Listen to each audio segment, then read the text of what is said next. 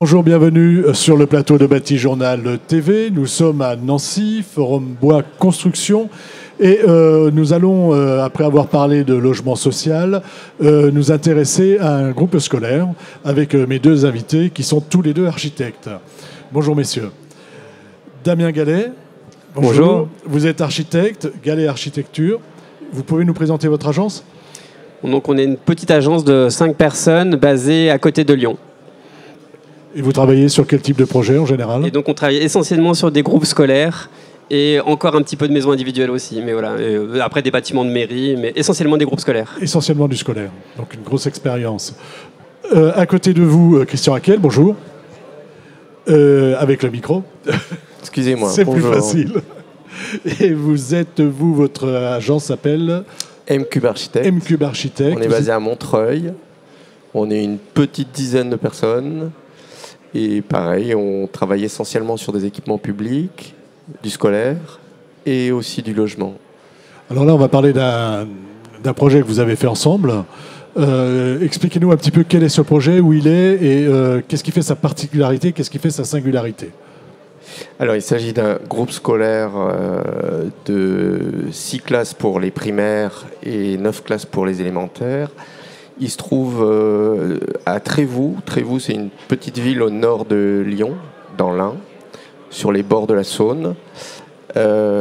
C'est une collectivité qui est très engagée, qui avait des ambitions précises pour cette opération, puisque elle s'inscrit dans un écoquartier, un nouvel écoquartier qui visait à absorber l'augmentation démographique importante de la ville. Et qui se situe dans un tissu urbain déjà constitué.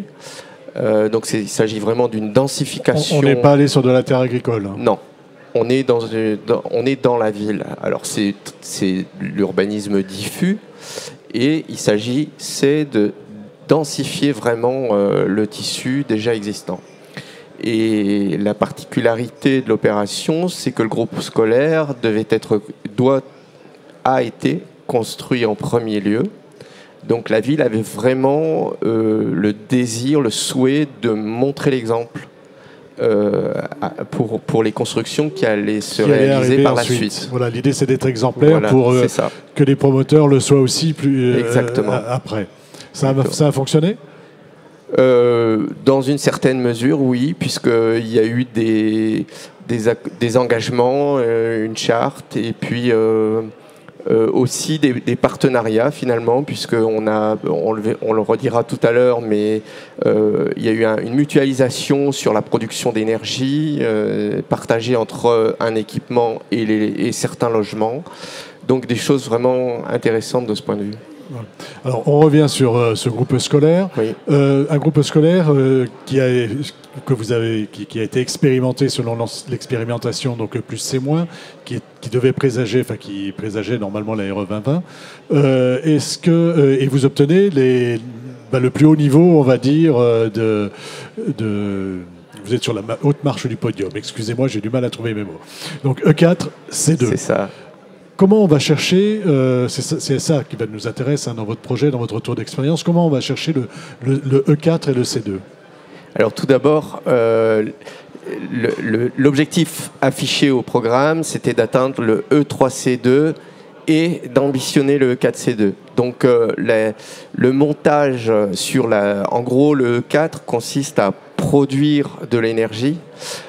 Et cet aspect-là n'était pas encore complètement ficelé au moment de la programmation. Donc il y avait une incertitude, disons. Et donc ce qu'on a fait, nous, du point de vue conception, c'était vraiment de travailler sur l'efficacité de l'enveloppe du bâtiment et ensuite d'amener une production d'énergie par du photovoltaïque, mais qui s'est fait dans un deuxième temps. Alors, je sais pas si pas prévu au projet. Non, mais ce qui s'est passé en fait, c'est que la commune, la collectivité a signé une convention d'occupation des toits avec une association locale qui a été maîtrise d'ouvrage de l'installation photovoltaïque. Ce qui fait que c'est une configuration assez originale. Voilà, c'est quasiment indépendant du bâtiment. C'est ça, c'est ça. Et alors il se trouve que l'électricité produite est complètement revendue à EDF. Elle n'est pas autoconsommée. Elle n'est pas autoconsommée sur Voilà. place. Vous voulez peut-être ajouter quelque chose par rapport à ce tableau qu'on vient de dresser du bâtiment? Enfin, pas encore, pas tout à fait. Je vais pouvoir vous présenter peut-être plus comment il est construit justement ce bâtiment pour atteindre ce niveau E4C2. Voilà, il y a aussi une chose, c'est qu'il y a vraiment un aspect confort d'été qui a été très travaillé là. Voilà, c'est vrai que dans l'appel d'offres du projet aussi, ce qui était particulier, en plus du E3C2 ou E4C2, il y avait une ambition sur la volonté de mettre en œuvre des matériaux vraiment biosourcés et la volonté de mettre en œuvre de la paille et de la terre dans ce projet. C'était clairement affiché et souhaité par la maîtrise d'ouvrage. C'est des choses que nous, on affectionne particulièrement, sur lesquelles on avait déjà des expériences, notamment sur la paille, mais moins sur la terre. Donc pour nous, c'était une première de faire de la terre dans un groupe scolaire. Et donc ce bâtiment, en effet, pour atteindre ce niveau-là, est construit avec une enveloppe extérieure en ossature bois, isolation botte de paille, et avec l'application d'enduit terre intérieur de 40 mm d'épaisseur sur la paille. Voilà, avec la terre qui est extraite sur place. Exactement. Donc vous avez la chance d'avoir de la terre de qualité, c'est ça? Ce qu'il faut savoir, voilà, c'est qu'au moment de l'appel d'offres, ayant une connaissance locale aussi des savoir-faire locaux avec des artisans locaux, j'avais sollicité une entreprise pour aller tester le terrain. On a pris notre petite pelle, on allait creuser un seau de terre et on a testé en amont même de l'appel d'offres pour voir si la terre du site pourrait s'y prêter. Il se trouve que c'était le cas et elle était vraiment très très adaptée. On a juste dû lui agrémenter un tout petit peu de sable local vu qu'on est juste à côté de la Saône. Et voilà, il n'y a aucun autre matériau que le sable et de la terre du site. Sable et de la terre du site et donc des caissons paille qui font l'enveloppe du bâtiment. Voilà, c'est ça. Parce que vous n'êtes pas 100% bois, hein, on a aussi une part béton dans ce programme. Expliquez-nous un petit peu vos choix en termes constructifs, quoi, tout simplement, hein, de structure. Et pourquoi ce choix? Voilà, ce choix, on l'a vu tout à l'heure, il y avait une petite slide sur la forme de la parcelle, une forme de parcelle très complexe dans laquelle on a dû s'adapter. Et bien que le quartier est en devenir, il y avait quand même déjà un tissu pavillonnaire existant. Et en tant qu'architecte, on a voulu faire une architecture qui s'intègre dans son contexte et pas forcément faire un projet complètement exemplaire et qui serait un projet ultra compact où on a souvent des problèmes d'éclairage des circulations et c'est quelque chose de très important pour un groupe scolaire, c'est la qualité des lumières pour les salles de classe, pour les circulations. Les parents emmènent leurs enfants jusqu'au vestiaire et donc on est très attachés, Christian et moi, à ces qualités d'ambiance en fait. Donc ça veut dire lumière naturelle, ça veut dire des grandes ouvertures. Et donc on a un projet finalement assez peu compact et pour pallier ce manque de compacité, on a fait le choix constructif de mixer le béton et le bois et la paille. Ce qui fait qu'on a toute une ossature avec des murs intérieurs le long des circulations en béton brut et le plancher intermédiaire entre le rez-de-chaussée et l'étage, vu que c'est un bâtiment à 2 niveaux, en béton également, béton bas carbone, pour atteindre justement aussi ce niveau C2. Voilà, alors on ne va pas parler trop de béton ici, hein, mais pour que ce soit compatible avec votre approche d'enveloppe, de manteau de paille et de bois, il fallait de toute façon utiliser un béton qui a un impact un peu moins important qu'un béton classique. Hein. C'est ça. Alors, on a été très itératif dans les études, puisqu'on a fait un premier calcul du C au début de la PD, l'avant-projet détaillé, et on passait pas. On était niveau C1. Avec ce choix constructif-là. Oui. Et donc il a fallu effectivement prendre des options pour faire baisser le poids carbone de l'ensemble. Et l'une des options a été de choisir effectivement de passer en béton bas carbone, qui nous a fait un gain d'à peu près 4-5%. Donc et en additionnant ça à d'autres dispositions qu'on a été amené à prendre. Par exemple, si vous en avez en tête. Sur les VRD. Sur les VRD. On a choisi des sols extérieurs plus poreux, issus de la valorisation de déchets, plutôt que d'aller sur des enrobés classiques ou du béton. On a quand même un peu de béton sur les parcours, certaines zones de circulation des cours, mais la majorité des surfaces de cours sont des sols poreux. Vous vouliez ajouter quelque chose? Voilà, c'est vrai qu'il y a eu un gros travail sur les cours et en accord aussi avec la maîtrise d'ouvrage. Et ce qui fait qu'on a vraiment on a des sols stabilisés, on a maximisé les espaces plantés et on n'a aucun enrobé dans les cours. Donc c'est vrai que ça devient de plus en plus prégnant aujourd'hui, mais la maîtrise d'ouvrage était vraiment à l'écoute à ce niveau-là pour aller vers cet objectif-là. Pour qu'un projet comme celui-ci fonctionne, il faut vraiment une maîtrise d'ouvrage demandeuse, j'ai l'impression. Hein. Alors là, ce qu'on peut dire, c'est que ce projet-là, s'il voit le jour aujourd'hui, malgré quelques difficultés qu'on a eues, notamment d'étanchéité, c'est vraiment grâce à une maîtrise d'ouvrage ultra engagée et une personne en particulier qui suit le projet de A à Z et qui le porte à bras-le-corps. Et on le salue vraiment. C'est grâce à lui que ce projet est en train de sortir. C'est un élu? Non, c'est pas un élu, c'est quelqu'un, le directeur des services techniques de la ville. Monsieur Bory. Monsieur Bory, on peut le citer. Voilà, on peut le citer. Hein. Voilà. D'accord, donc voilà, pour qu'un projet comme ça fonctionne, en tout cas aujourd'hui, et après on espère que ce sera un peu la norme, il faut quand même des gens très engagés au départ. Il faut en effet une maîtrise d'ouvrage ultra engagée. C'était le cas sur cet appel d'offres. Le concours était clairement affiché avec des objectifs très élevés. Et après, il faut aussi une équipe de maîtrise d'œuvre très engagée, avec des architectes qui ont envie de porter ces ambitions-là, des bureaux d'études, et notamment un bureau de contrôle quand on commence à aller vers des systèmes comme ça, un peu hybrides, avec de la terre d'un côté, de la chaux au rez-de-chaussée aussi, parce qu'on a des murs qui ne sont pas contrevenants au rez-de-chaussée, grâce à ces structures bois-béton, on a pu avoir des murs au rez-de-chaussée très frugales, du fait qu'on a un enduit terre à l'intérieur et un enduit chaud à l'extérieur, et pas de panneau de contreventement, pas de frein à vapeur, et c'est vraiment une approche qui nous intéresse. Cette approche, excusez-moi, je vous redonne la parole, cette approche bas carbone, elle est aussi dans la frugalité, c'est-à-dire si on ne met pas de matériaux, forcément, on est meilleur. Oui, nécessairement. Ce que je voulais dire par contre, c'est qu'au niveau de l'équipe de maîtrise d'œuvre, l'engagement, il est sur l'ensemble des compétences, et il y a vraiment, ce qui est à mon avis, à mon sens, essentiel, c'est la transversalité. C'est-à-dire qu'on travaille avec les bureaux d'études dès le début, c'est toujours la même histoire. Il n'y a pas une hiérarchie ou une succession dans laquelle les uns travaillent, les architectes, pour ne pas les nommer, travaillent d'abord et ensuite refilent le bébé au bureau d'études. Il y a vraiment une interactivité permanente entre les différentes compétences. Et ça, c'est... Un maître d'ouvrage demandeur et une équipe de maîtrise d'œuvre qui collabore.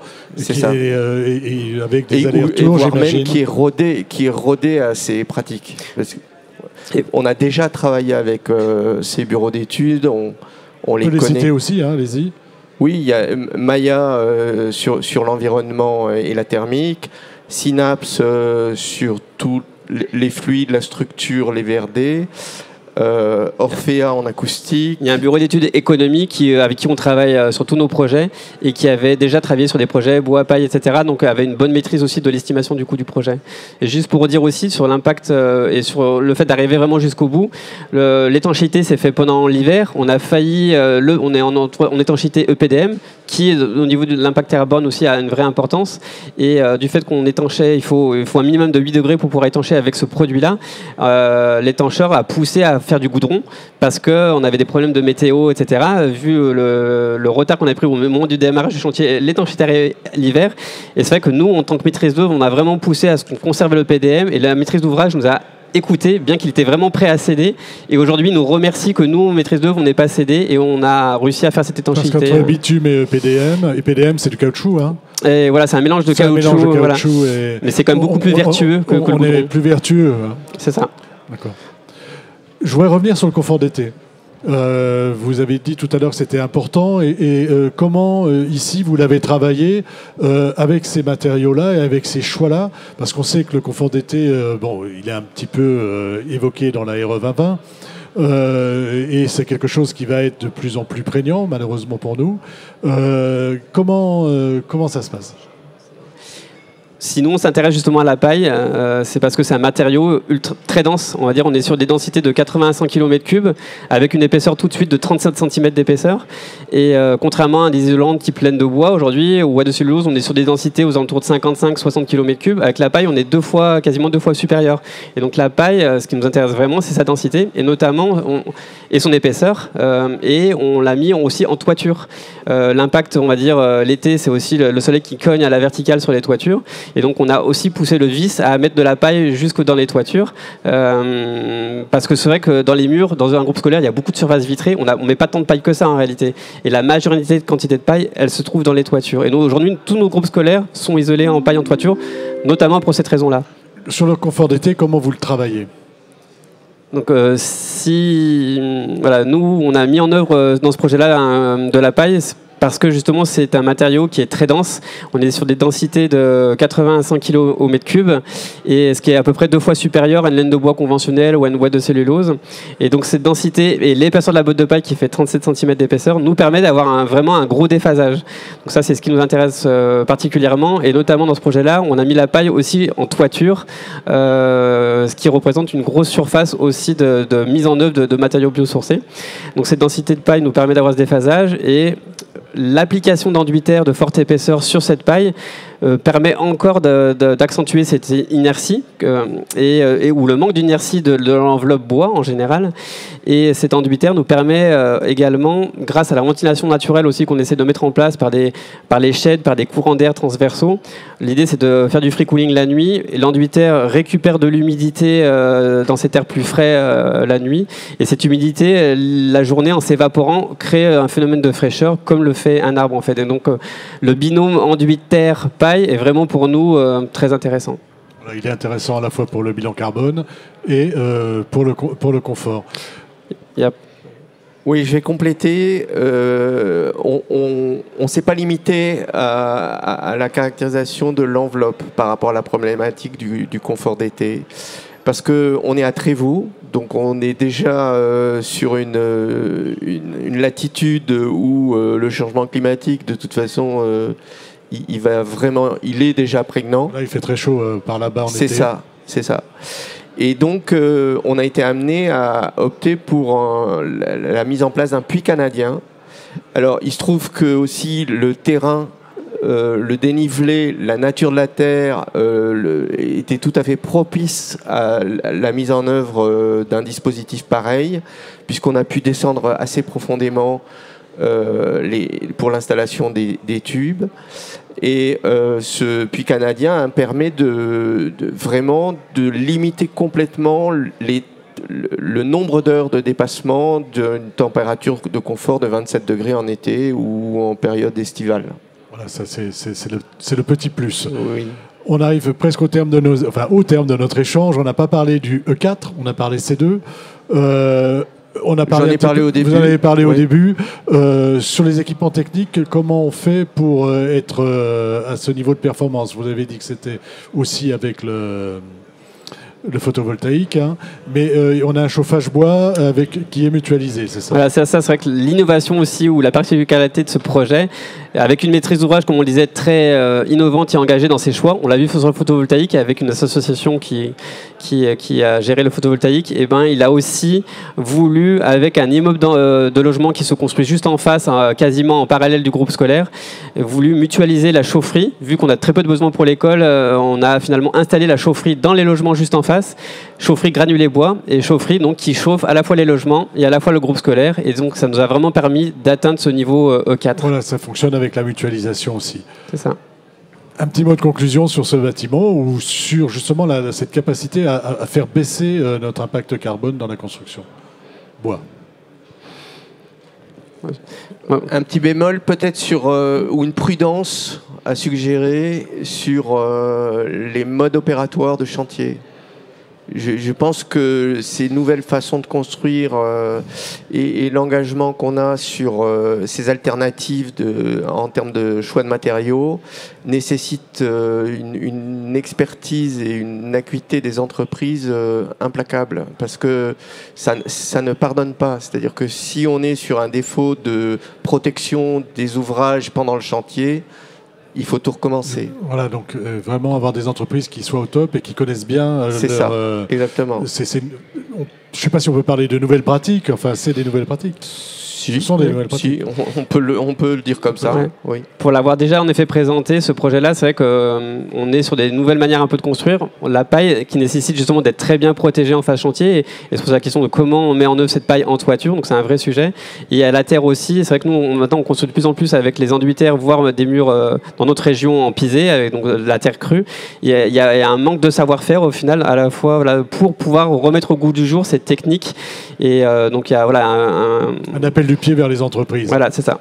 Merci messieurs d'être venus sur le plateau de Batijournal, donc nous parler de ce groupe scolaire et du travail que vous avez fait pour atteindre le niveau E4C2.